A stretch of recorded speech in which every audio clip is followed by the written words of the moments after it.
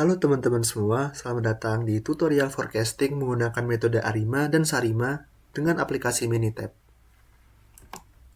Sebelum itu, jangan lupa like, komen, dan subscribe YouTube BSC, dan juga jangan lupa menonton tutorial forecast 4 metode sebelumnya, yaitu Moving Average, Single Exponential Smoothing, Holtz Model, dan Winters Model.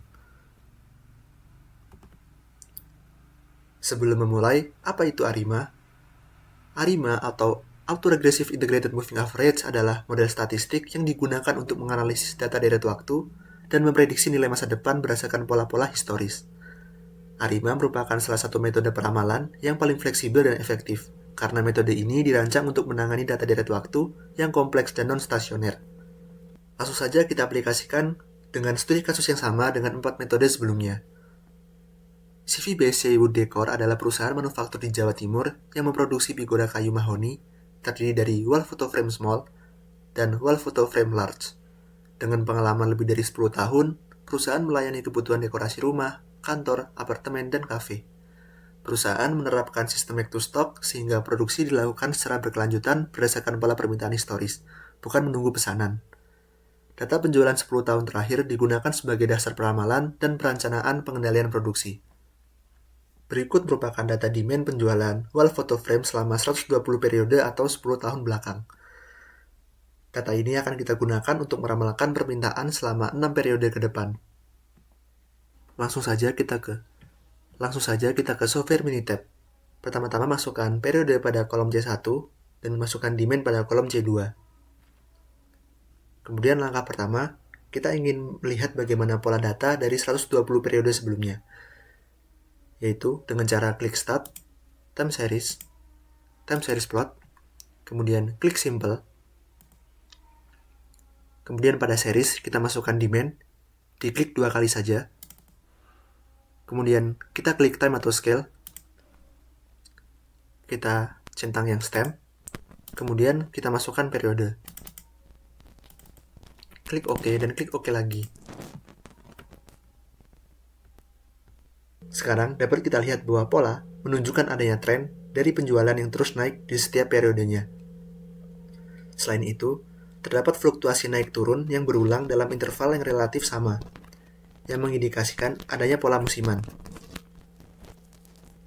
Langkah selanjutnya adalah menstasionerkan variansi yang mungkin ada pada pola data penjualan sebelumnya. ARIMA bekerja dengan baik pada data yang stasioner, yaitu pola data yang memiliki rata-rata dan variansi konstan sepanjang waktu. Jika ditemukan data tidak stasioner, maka diperlukan transformasi data, seperti differencing ataupun transformasi logaritma. Maka langkah selanjutnya kita akan melihat apakah data sudah stasioner terhadap variansi. Caranya adalah klik Start, Control Charts, dan Box Choc Transformation. Kita masukkan demand, dan kemudian pada subgroup size kita masukkan 1. Yang berarti data demand yang akan ditransformasikan berada pada dalam satu grup yang sama. Kemudian kita klik Options, kita klik Store Transform Data In, masukkan kolom C3 atau kolom yang masih kosong. Klik OK dan klik OK lagi. Pada box choc plot of demand, sumbu X menunjukkan nilai lambda, yaitu jenis transformasi data yang dicoba. Sumbu Y menunjukkan tingkat variasi data atau standar deviasi setelah ditransformasi. Intinya, grafik ini digunakan untuk mencari transformasi yang membuat data paling stabil, yang ditunjukkan oleh titik paling rendah pada grafik. Data dapat dikatakan stasioner terhadap varians apabila rounded value sudah bernilai 1. Karena rounded value masih bernilai 0,5, maka kita perlu melakukan transformasi kedua dengan menggunakan hasil transformasi pertama. Pada kolom C3 kita tulis trans 1. Kemudian kita klik Start, Control Charts, Box Choc Transformation. Kemudian ini kita masukkan trans 1. Klik Options dan masukkan C4 atau kolom yang masih kosong. Klik OK dan klik OK lagi. Kita tulis ini trans 2. Dapat dilihat bahwa pada grafik, rounded value sudah bernilai 1, yang berarti data sudah stasioner terhadap variansi. Selanjutnya, kita akan menstasionerkan data terhadap rata-rata. Caranya adalah klik Start, time series, dan klik auto correlation. Pada series, kita masukkan data yang telah stasioner terhadap variance, yaitu trans 2. Kemudian, kita klik number of legs, dan kita masukkan 60, karena kita ingin menunjukkan 60 leg yang keluar. Kemudian, klik OK. Garis berwarna biru ini dinamakan leg, kemudian garis yang merah ini dinamakan confidence interval. Dapat dilihat bahwa grafik berbentuk tails off dan memotong garis confidence interval pada 10 leg awal. Sedangkan leg ke-11 sudah berada di dalam garis confidence interval. Data dapat dikatakan stasioner secara rata-rata apabila tidak terdapat 3 leg awal yang keluar dari confidence interval. Selain itu, data juga dikatakan stasioner apabila data mengalami penurunan secara cepat mendekati titik nol. Selain itu, data dapat dikatakan stasioner terhadap rata-rata apabila data mengalami penurunan yang cepat mendekati titik nol atau cut-off. Apabila data yang sudah ditransformasi masih belum stasioner terhadap rata-rata, maka perlu dilakukan diferensiasi. Caranya adalah klik Start, Time Series, dan klik Difference. Pada series, kita masukkan trans 2, kemudian kita store pada kolom yang masih kosong yaitu C5. Di sini, pada leg kita akan menulis 1, karena kita akan melakukan differencing pada leg yang non-seasonal. Lalu klik OK. Pada kolom C5, kita kasih nama div. Kita akan kembali melakukan pengecekan pada autocorrelation untuk melihat apakah data sudah stasioner terhadap rata-rata. Klik Start, Time Series, dan klik Auto Correlation.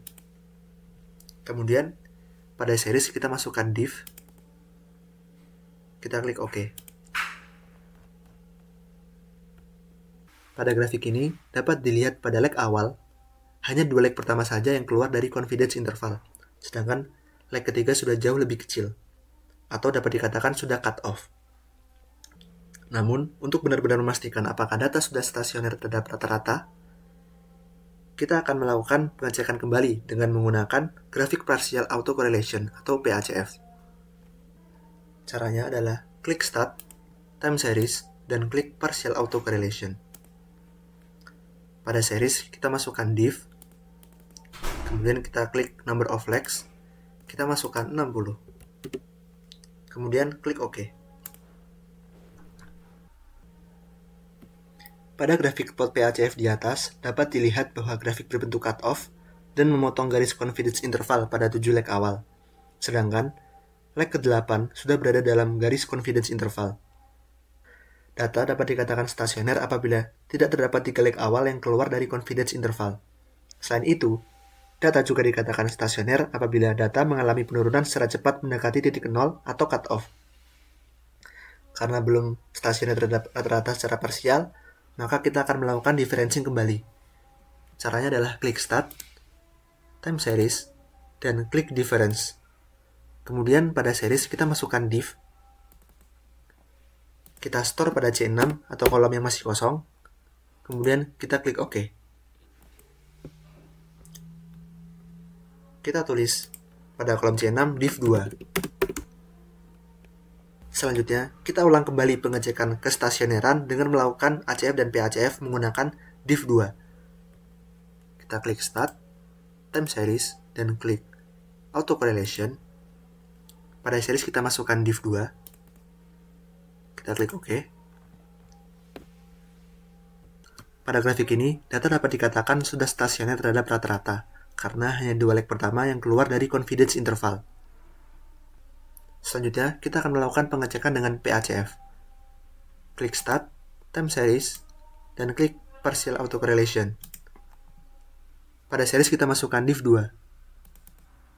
Kemudian klik OK. Dapat dilihat untuk grafik PACF untuk div kedua, hanya 2 leg awal saja yang melebihi batas confidence interval, sementara leg ketiga sudah dalam batas confidence interval. Hal ini menunjukkan bahwa data sudah stasioner terhadap rata-rata setelah dilakukan differencing sebanyak 2 kali. Dari sini, kita sudah bisa menentukan nilai P, D, dan Q non-seasonal yang akan digunakan dalam metode ARIMA. Nilai P menunjukkan order autoregresif, yaitu jumlah leg masa lalu yang secara langsung mempengaruhi nilai sekarang. nilai P dapat ditentukan dari grafik PACF for div 2. Dan pada kasus ini, nilai P bernilai 2, karena hanya 2 leg awal saja yang keluar dari confidence interval, di mana leg ketiga dan seterusnya langsung cut off. Selanjutnya, penentuan nilai Q. Nilai Q menunjukkan order moving average, yaitu jumlah error periode sebelumnya yang masih berpengaruh pada nilai sekarang. Nilai Q ditentukan dari grafik ACF for div 2, dan pada kasus ini bernilai 2 karena terdapat 2 spike awal yang signifikan, sementara spike 3 dan seterusnya sudah berada dalam confidence interval. Maka dari itu, kita mendapatkan kombinasi P2, kemudian D2 karena kita telah melakukan differencing sebanyak 2 kali, dan kemudian Q2. Maka kita dapat melakukan peramalan dengan metode ARIMA. Caranya adalah klik start, time series, dan klik forecast with base ARIMA model. Pada series, kita masukkan demand. Pada differencing order D, kita masukkan 2 karena kita melakukan differencing sebanyak 2 kali. Kemudian pada autoregressive order P, tadi kita dapat nilai P adalah 2. Kemudian nilai Q atau moving average, kita dapatkan 2 juga. Maka kita tulis from-nya 0, to-nya 2. Berlaku untuk P dan Q. Kemudian kita klik storage, kemudian kita centang fits dan forecast. Klik OK. Dan kemudian pada number of forecast, kita isi 6, karena kita ingin melakukan forecast pada 6 periode berikutnya. Kemudian pastikan ini forecast from the end of the series. Kalau sudah, klik OK. Dapat kita klik select an alternative model untuk melihat kombinasi model terbaik. Model terbaik di sini diketahui ketika nilai P-nya 0, kemudian nilai D-nya 2, dan nilai Q-nya 2. Maka didapatkan kombinasi terbaik untuk ARIMA yaitu 022.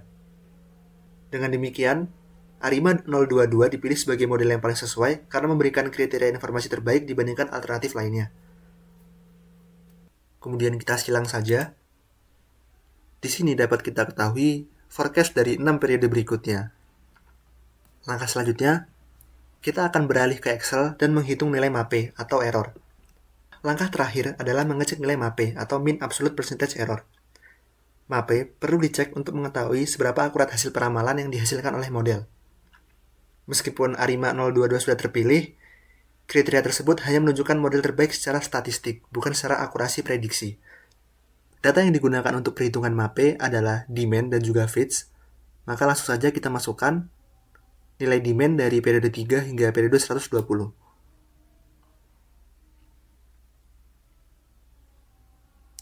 Kita klik Ctrl C, kemudian kita buka Excel error, dan kita paste pada kolom demand.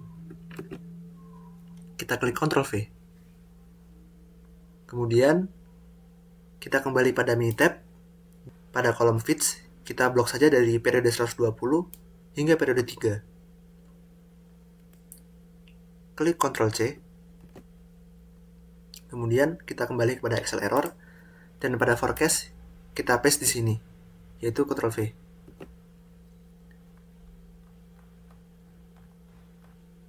Setelah dihitung, didapat nilai MAPE pada periode 120, yaitu sebesar 3,7%, yang tergolong rendah dan lebih baik dibandingkan 4 metode sebelumnya.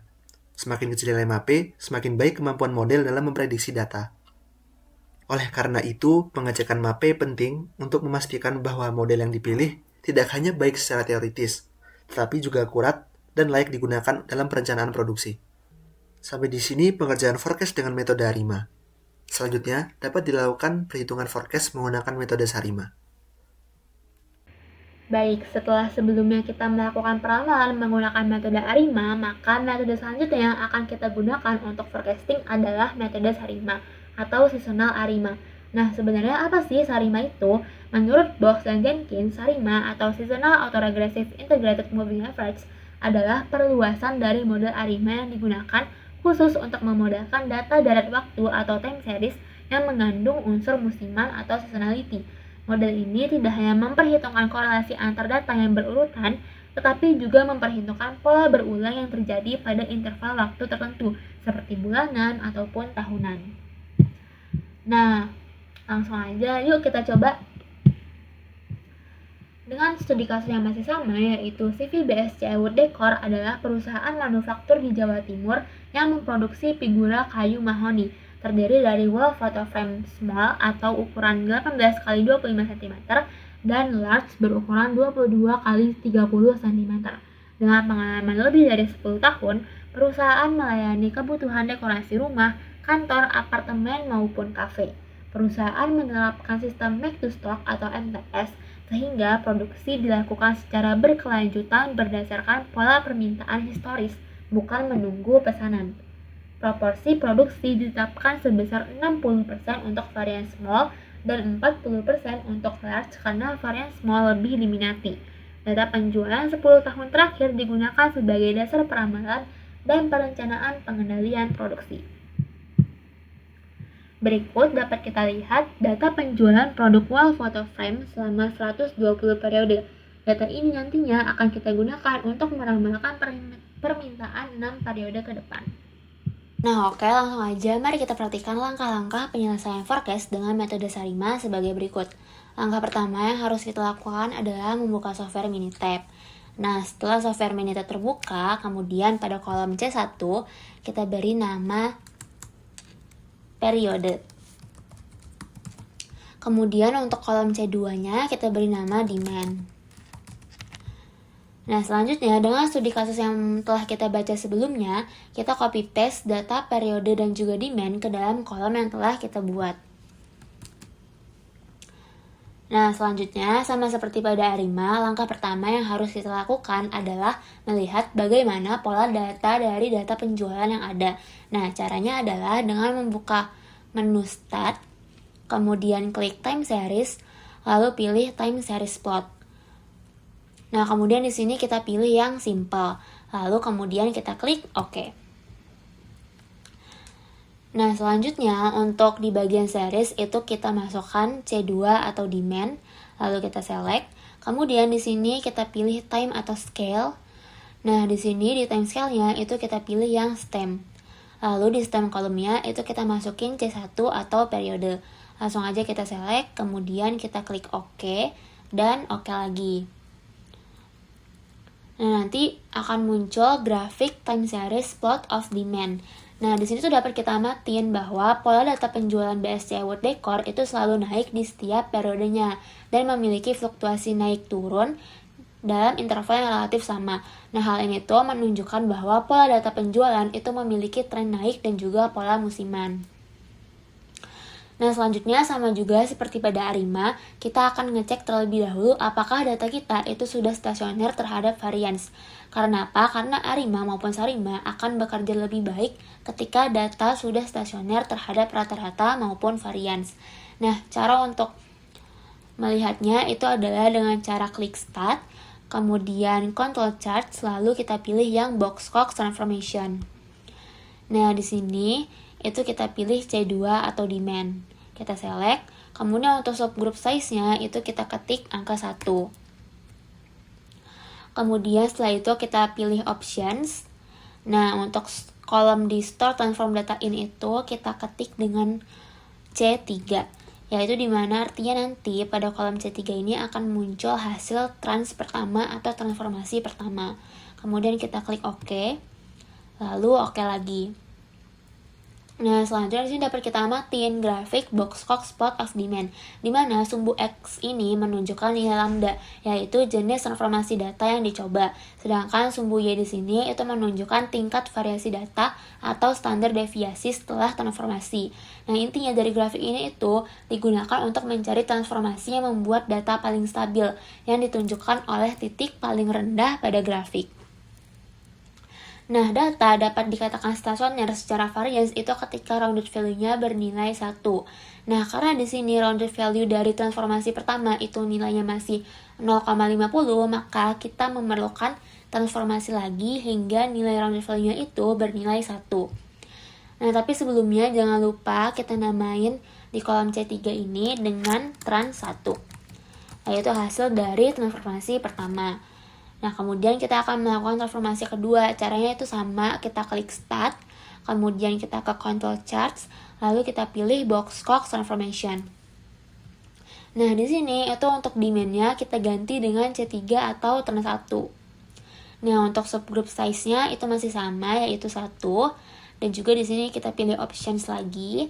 Oke, jadi di store transform data in-nya itu kita ketik C4 untuk hasil transformasi data keduanya itu muncul di kolom C4. Ini kita klik OK, lalu OK lagi. Nah, di sini dapat kita perhatikan pada grafik box spot of trend 1 itu rounded fill-nya udah bernilai 1. Nah, ini artinya transformasi sebanyak 2 kali itu sudah cukup membuat data stasioner terhadap variance. Nah, jangan lupa pula kita namain di C4 ini dengan trans 2.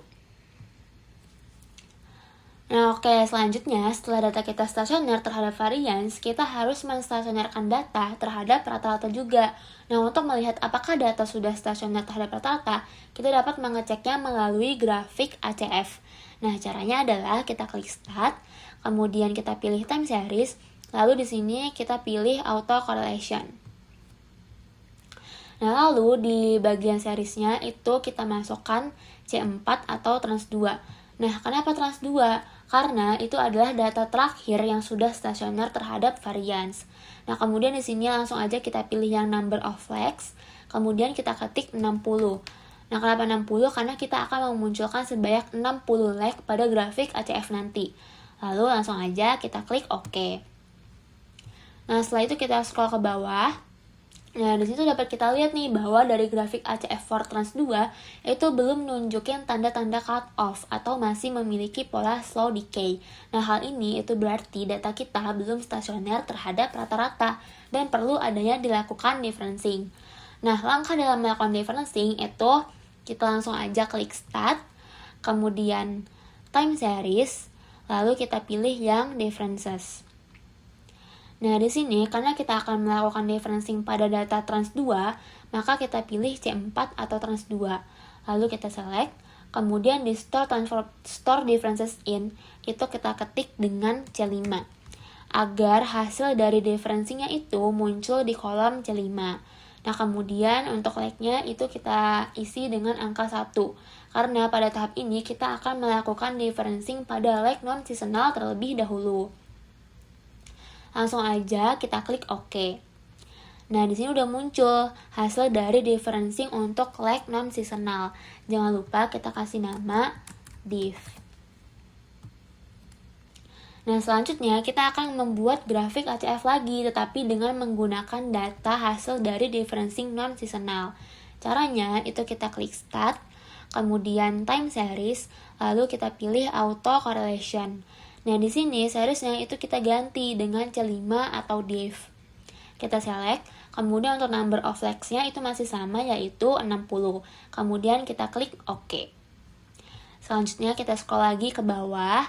Nah, di situ dapat kita lihat nih dari grafik ACF for div bahwa memang hanya 2 leg awal aja yang masih keluar dari batas confidence interval, tetapi masih terlihat adanya spike signifikan pada beberapa leg tertentu yang berulang secara periodik, terutama pada kelipatan leg musiman seperti leg 12, kemudian 24, dan juga 36, dan seterusnya.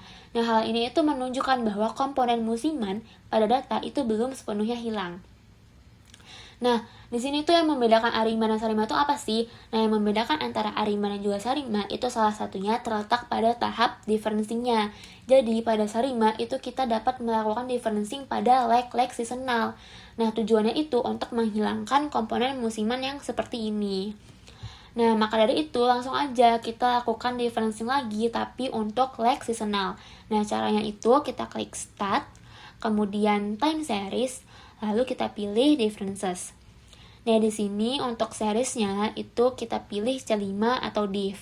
Kita select, kemudian untuk store differences in-nya jangan lupa kita ubah juga, yaitu kolom terbaru yang kosong, yaitu C6. Nah, di sini leg-nya itu kita isi dengan 12. Nah, kenapa 12? Karena leg 12 itu digunakan pada proses seasonal differencing karena periode musimannya adalah 12. Nah, pada studi kasus kita, itu datanya itu merupakan data bulanan, sehingga pola cenderung berulang setiap 12 bulan atau 1 tahun. Nah, proses ini tuh tujuannya agar komponen musiman itu hilang dan data itu akan menjadi lebih stasioner sebelum dilakukan pemodelan lebih lanjut. Nah, kemudian langsung aja kita klik OK. Nah, di sini akan muncul hasil dari differencing pada leg seasonal dari sini. Jangan lupa juga kita beri nama pada kolom C6 yaitu dengan SDiff atau seasonal differencing. Nah, kemudian kita juga akan melakukan pengecekan kembali dengan membuat grafik ACF menggunakan hasil dari SDiff ini. Caranya itu kita klik Start, kemudian Time Series, lalu kita pilih Auto Correlation. Pada series ini kita ganti dengan C6 atau SDiff. Untuk number of legs-nya masih sama ya, yaitu 60. Kemudian langsung aja kita klik OK. Kita scroll ke bawah. Nah, di sini dapat kelihatan jelas kan kalau misalkan sebagian besar nilai autokorelasi berada di dalam batas signifikansi dan tidak menunjukkan pola berulang yang kuat pada leg tertentu. Spike yang muncul itu relatif kecil dan tidak membentuk pola sistematis. Hal ini itu menunjukkan bahwa komponen musiman maupun tren itu sudah berhasil dikurangi dan data telah menjadi lebih stasioner. Oke, selanjutnya kita juga perlu mengecek kestasioneran dengan grafik PACF, yaitu caranya kita klik Start, kemudian Time Series, lalu di sini kita pilih yang Partial Auto Correlation. Nah, di sini untuk seriesnya sama, kita masukin C6 atau SDiff. Kemudian di sini juga kita pilih number of legs dan kita ketik 60. Kemudian langsung aja kita klik OK. Kita scroll lagi ke bawah. Nah, di sini dapat kita lihat nih dari grafik partial autocorrelation function for SDiff. Kalau misalkan bahwa sebagian besar nilai partial autocorrelation itu berada dalam batas signifikansi dan tidak menunjukkan spike dominan. Nah, hal ini itu mengindikasikan bahwa komponen tren dan juga musiman telah berhasil dihilangkan, sehingga data kita itu udah siap untuk tahap identifikasi dan estimasi parameter model Sarima. Nah, selanjutnya, setelah data kita itu stasioner terhadap rata-rata varians, kita tuh udah bisa dapat menentukan nilai PDQ non-seasonal serta PDQ seasonal. Nah, sebelumnya, saya bakal ngejelasin perbedaan antara ARIMA dan juga SARIMA. Nah, itu tuh terletak pada komponennya. Untuk ARIMA itu hanya memiliki 3 komponen aja, yaitu komponen non-musiman, yaitu P non-musiman, D non-musiman, dan juga Q non-musiman. Nah, sedangkan pada kasus Sarima atau metode Sarima itu menambahkan 3 komponen baru, yaitu komponen musiman. Jadi ada P musiman, D musiman, dan juga Q musiman dengan periode tertentu atau yang disebut dengan S. Nah, pada kasus ini itu nilai S-nya adalah 12. Nah, agar lebih jelas perbedaannya itu bisa dipahami dengan cara sederhana, jadi untuk komponen, misalkan untuk komponen P non-seasonal. Nah, untuk P non-seasonal itu hanya melihat pengaruh periode sebelumnya atau misalnya untuk bulan lalu. Nah, tapi ketika P seasonal itu dia akan melihat pengaruh nilai pada musim sebelumnya atau bulan yang sama pada tahun lalu. Nah, contoh lain misalkan Q non-seasonal. Nah, Q non-seasonal itu melihat pengaruh kesalahan atau error pada periode sebelumnya. Sedangkan Q seasonal itu untuk melihat pengaruh error pada musim sebelumnya. Jadi singkatnya non-seasonal itu untuk pola yang berdekatan, sedangkan seasonal itu untuk pola yang berulang di tiap musim. Nah, setelah kita mendapatkan grafik ACF dan juga PACF, itu kita bisa langsung aja menentukan nilai dari setiap komponennya. Nah, sekarang kita akan menentukan nilai untuk P non-seasonal dan juga P seasonal, yaitu caranya kita akan melihat dari grafik PACF for SDiff. Nah, untuk P non-seasonal itu kita akan melihat dari 3 leg awal aja. Jadi di sini tuh dapat kita lihat dengan jelas ya bahwa hanya 2 leg awal aja yang signifikan, dan di leg ketiga dan juga seterusnya itu langsung cut off atau berada di dalam batas confidence interval. Nah, ini itu artinya apa? Artinya P non-seasonal itu bernilai 2 karena hanya 2 leg awal aja yang signifikan. Nah, selanjutnya kita akan menentukan P musiman atau P seasonal. Nah, cara ngeliat itu dari mana? Untuk P seasonal itu kita akan melihat dari grafik PACF juga, tapi pada leg musiman atau leg seasonal, yaitu di leg 12, kemudian leg 24, leg 36, dan juga leg musiman seterusnya. Nah, di situ dapat kita lihat dengan jelas bahwa hanya leg musiman pada leg 12 saja yang signifikan atau berada di luar batas confidence interval. Sedangkan untuk leg 24 itu berada di dalam batas confidence interval. Begitu pula dengan leg 36, begitu pula dengan leg seterusnya. Nah, jadi untuk nilai P seasonal atau P musimannya itu bernilai 1 karena hanya leg 12 saja yang keluar dari batas confidence interval. Jadi, aku ulang, untuk P non seasonalnya itu bernilai 2, sedangkan untuk P seasonalnya itu bernilai 1. Nah, selanjutnya kita juga akan menentukan nilai D non-seasonal dan juga D seasonal. Nah, itu tuh udah bisa kelihatan dari awal, yaitu dari differencing kita sebelumnya. Untuk D non-seasonal itu nilainya adalah 1. Kenapa 1? Karena kita hanya melakukan differencing sebanyak 1 kali pada leg non-seasonal. Sedangkan untuk D seasonal itu juga sama, nilainya 1. Karena apa? Karena kita hanya melakukan differencing 1 kali pada leg musiman. Nah, lanjut. Habis itu kita bisa nentuin nilai Q non-seasonal dan juga Q seasonal, yaitu kita akan melihatnya dari grafik ACF for SDIF. Nah, sama pula dengan menentukan nilai P sebelumnya, yaitu untuk Q non-seasonal itu kita akan melihat dari 3 leg awal aja. Nah, di situ dapat kita jelas ya teman-teman, kalau misalkan hanya leg 1 yang signifikan, kemudian di leg kedua dan juga leg ketiganya dia langsung cut off atau berada di dalam batas confidence interval. Itu artinya nilai Q non-seasonalnya itu bernilai 1. Nah, kemudian lanjut, kita akan menentukan nilai Q seasonal atau Q musimannya. Sama, kita bakal melihat dari leg musiman-musimannya, jadi leg 12, 24, 36, dan juga seterusnya.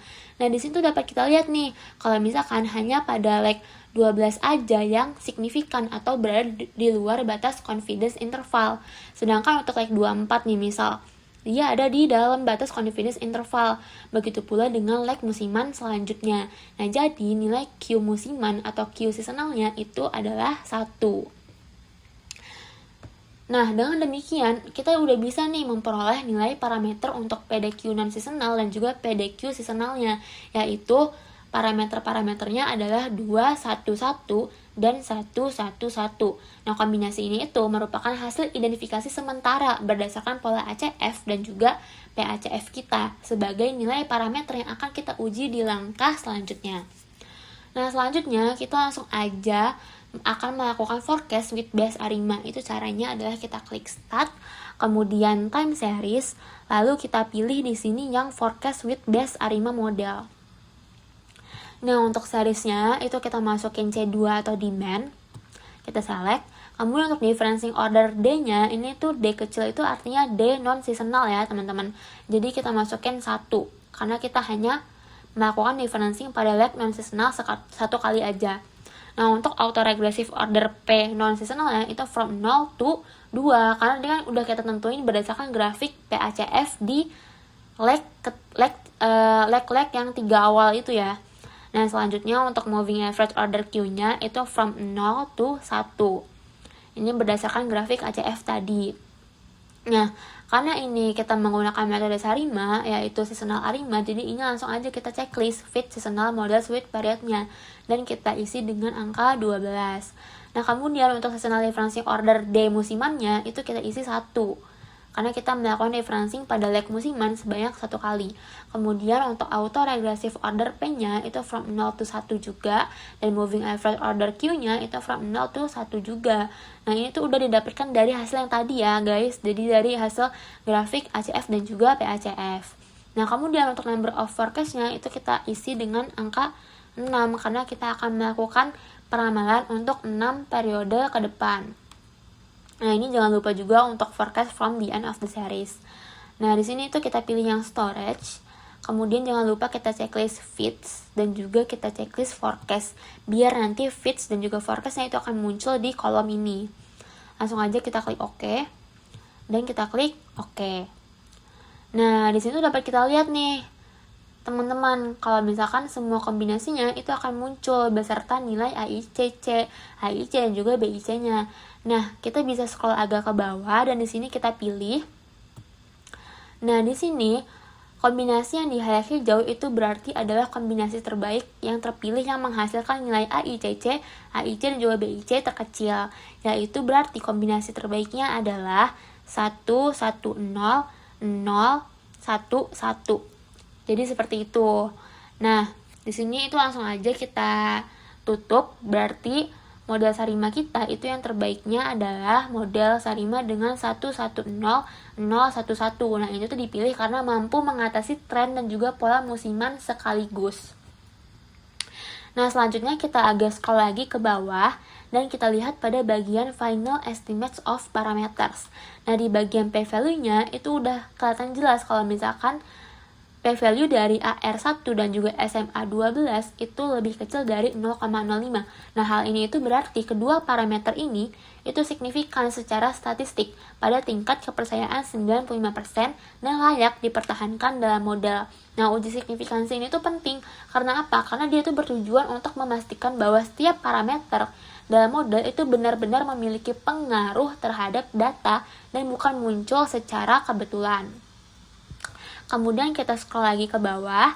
Di sini kita lihat di bagian modified box pairs atau aljung boxnya untuk p-value-nya itu di leg 12, 24, 3, dan 48 itu masing-masing udah lebih besar dari 0,05. Nah, hal ini tuh berarti tidak terdapat autokorelasi signifikan pada residual sehingga residual itu sudah bersifat white noise dan model itu layak digunakan untuk peramalan.